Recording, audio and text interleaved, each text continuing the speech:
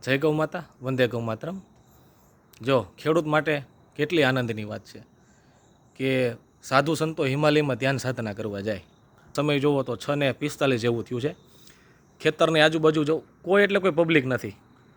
હિમાલયમાં સાધુ સંતો આવી જગ્યા ગોતતા હોય છે કે જેમાં એને સાધના કરવામાં એકાંત મળે.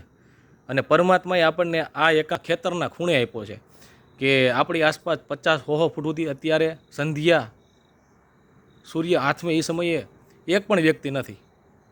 ગમે એટલી સુખ સુવિધા હોય પણ આ જે આનંદ છે ને એ આનંદ ગામડે ગાયના સાનિધ્યમાં જ મળે.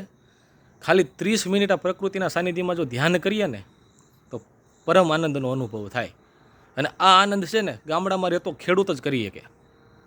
તો આ છે આપણા પ્રકૃતિનું મહત્ત્વ. ગાયનું સાનિધ્ય હોય, પ્રકૃતિનું સાનિધ્ય હોય, પરમાત્મા રૂપી ગુરુની કૃપા હોય અને પરમ આનંદની અનુભૂતિ હોય તો શું જોઈએ બીજું. જય ગૌ માતા, વંદે ગૌ માતરમ, જય બાબા સ્વામી, જય આત્મેશ્વર.